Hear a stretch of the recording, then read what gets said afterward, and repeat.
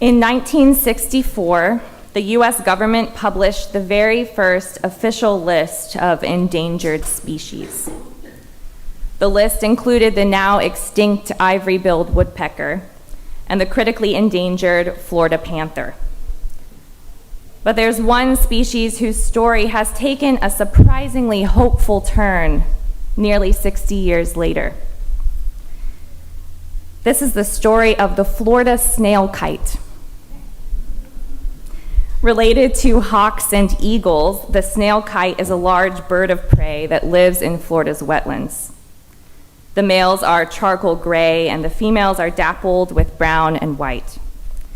They have large, round, red eyes, bright yellow talons, and a nearly 4-foot wingspan. In ancient Egyptian mythology, the kite is said to appear when the gods are resurrecting someone. But it looked like the Florida snail kite was the one in need of resurrection. You see, Florida snail kites feed on one thing: the Florida apple snail.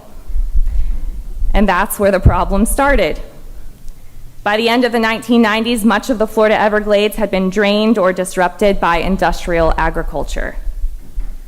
This caused a significant decline in the native apple snail population, and this, in turn, threatened the survival of the snail kite, whose long, hooked beak is uniquely adapted to hunt and eat the snail. By the early 2000s, there were fewer than 800 birds remaining, and progress was very, very slow. In 2011, the governor of Florida cut Everglades restoration funding by over $120 million. The next year, the National Research Council gave Florida an F rating for their progress in conserving the snail kite population. Without significant systemic changes, it seemed that nothing was going to save the snail kite. But meanwhile, when no one was looking, someone quietly released their pet snails into the Everglades. While politicians slashed funds, conservationists shook their heads, and nature lovers mourned, the island apple snail was on the move. Like any invasive species, the island apple snail was never supposed to be there. And conservationists tell us that invasive species are almost always bad news. They signal the slow death of an ecosystem as fragile food chains are disrupted and natural resources get knocked out of balance. Once an invasive species really takes off, this signals the end of an ecosystem's harmonious story, the death knell of abundant life, the proverbial stone being rolled across the tomb. Maybe you've heard some of these terrible, awful, no good, invasive stories. The aggressive gray squirrel starves out the red squirrel. The Burmese python eats the wood storks. The European starling spreads disease to livestock and humans. Violence and death are everywhere when an invasive species rolls in. And once they get a foothold, there is no future for the habitat without somebody or something making a way where there seems to be no way, without something that makes hope possible again.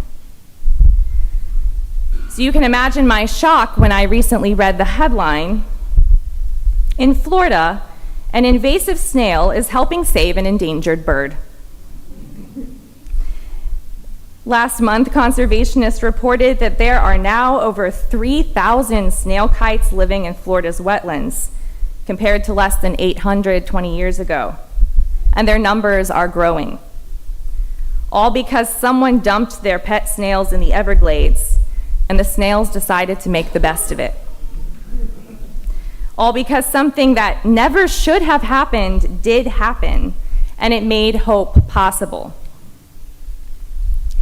Today, on Easter Sunday, we make the most daring and strange declaration of our faith.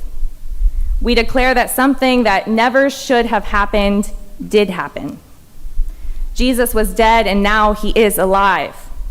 Jesus was in a tomb, and now the stone is rolled away. Mary was weeping, and now she is running and shouting the news, "I have seen the Lord."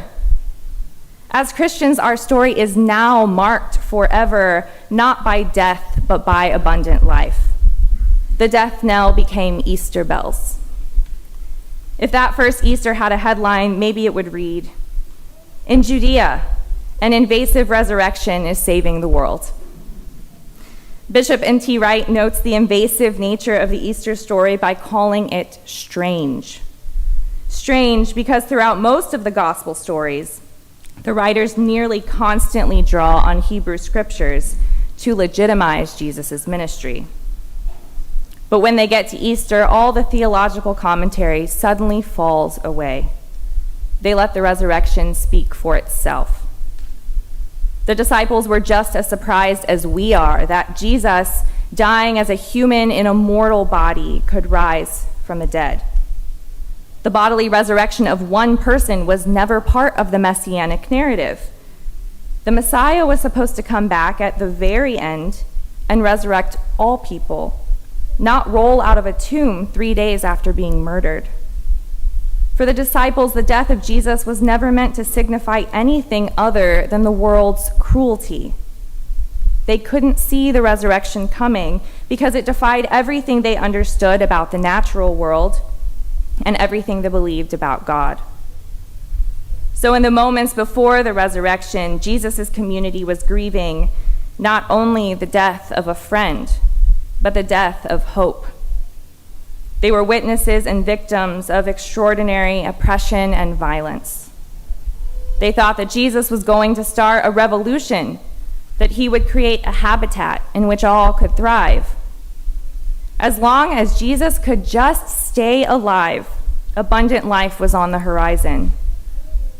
His crucifixion was the death of a dream.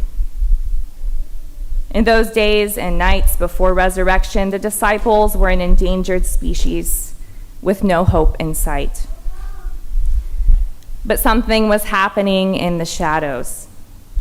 An invasive resurrection disrupted the old story of death and grief. Something that never should have happened did happen. Through his death, Jesus defeated death and mortality for all time. The stone was rolled away. The screeching of the kite was heard again above the marshes. And in his rising, Jesus brings us all back to life. We have a future because Jesus is alive. Jesus calls us to hope when all seems lost. He calls us to hope when our leaders aren't making it possible to thrive. The money has dried up. Our tears have dried up. And our voices are cracked from shouting. Jesus' love reproduces and grows in the murky swamps, even when we can't see it.